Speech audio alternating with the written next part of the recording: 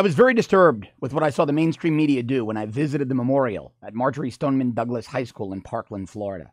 But I was even more disturbed by what Democratic Representative Ted Deutsch said to an audience at an anti-gun rally only hours later.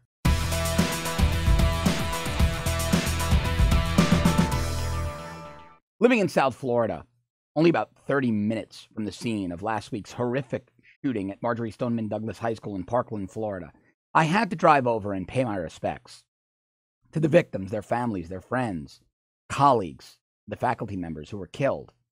The memorial was very touching, very, very moving. What struck me the hardest was on a small hill in front of the school, a row of crosses and stars of David, depending on the religion of the students, with their names and ages. It wasn't the names that got you, but it was the ages.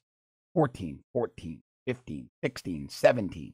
Even the faculty members were young, 35. Heroes, putting their lives, their bodies in between gunfire and their students. The memorial is a fitting remembrance. Nothing brings the victims back. And any of the families, any of the friends, the colleagues would gladly trade that memorial to have those people back with them, with us. And while the memorial was very fitting and the mood was very somber and respectful, what I watched the media do was incredibly disturbing. I didn't bring a camera with me. I went there to pay my respects, and I took a few short videos on my cell phone because I wanted to respect the emotion of the event, the emotion of the location, the mood of the location. Now, this location, this memorial, is set up alongside a main road, Pine Island Road in South Florida. It's a main north-south thoroughfare on the west side of Broward County. Typically very loud, high traffic, but even the motorists going by, who were just going from point A to point B, slowed down. They lowered the music. They understood and respected what they were passing as they did. And of course, they were looking. On one side of the street, the media had all but taken up the right lane of the road, tents and news trucks. And that was my problem. There's a time and a place to get your interviews. But I watched national media, mostly CNN. There were CNN placards in many cars, but local affiliates as well, looking for people who were mourning the hardest. At one point, I had pulled my car up on the sidewalk. The police were allowing you to park up on the sidewalk. Police were being outstanding. The Broward Sheriff's Office, the Florida Highway Patrol, and police from local agencies were being nothing but accommodating, moving traffic through, allowing people to park on the sidewalk, on the grassy median, to walk over and pay their respect. They understood that there was no reason to follow the letter of traffic or parking laws. And they really did. I want to give the police credit because there was still a large police presence at the school. They did nothing short of an outstanding job, both safeguarding the facility, the school, safeguarding the memorial, people going to pay their respects, but also understanding that, hey, this just wasn't the time to be finicky over parking. Park where you want to. And that was really their attitude. Just park where you can find a spot as long as you're not blocking traffic. We understand why you're here. This isn't the time for us to worry about you parking on the grass, on the curb. And I was parked right on the curb, right in front of the main gate and the main part of the memorial. And I turned to my right. My car was to my right. The woman was sobbing uncontrollably, using my car to support herself. I didn't want to ask her if it was a family member or a friend or just maybe the mom of another student at the school. So I walked over to her and I said, "Ma'am, I'm going to leave. I'm sorry. Do you need to lean on the car?" And she said, "No, it's okay." And I helped her up. And then I said, "I can stay here another 5 or 10 minutes." I told her, "Just, you sit on my car as long as you."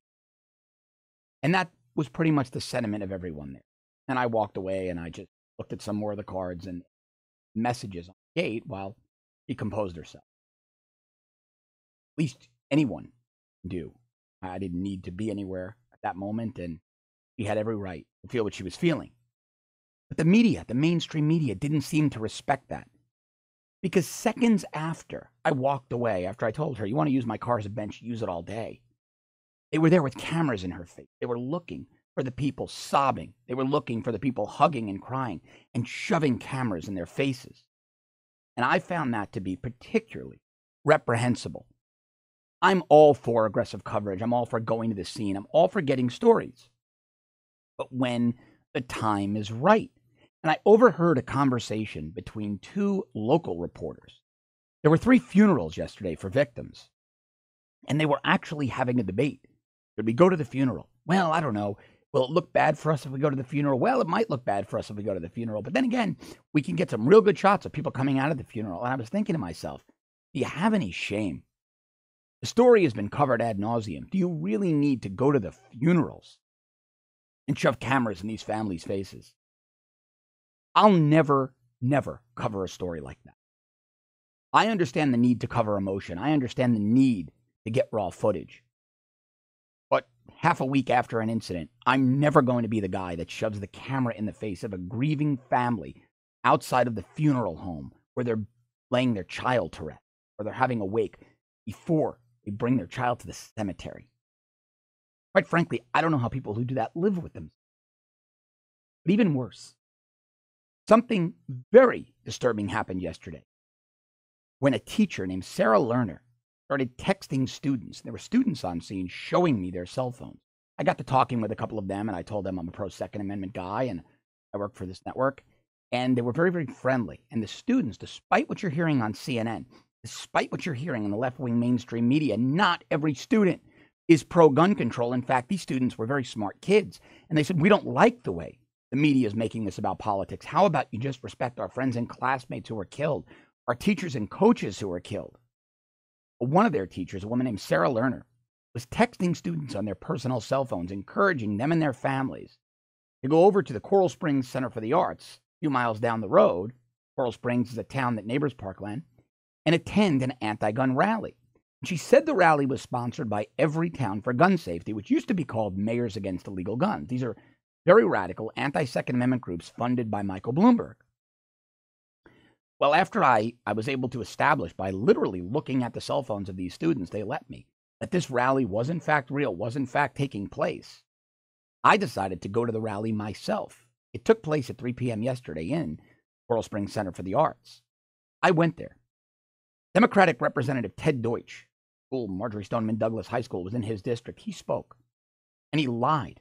He looked at these grieving people, and he lied to their faces.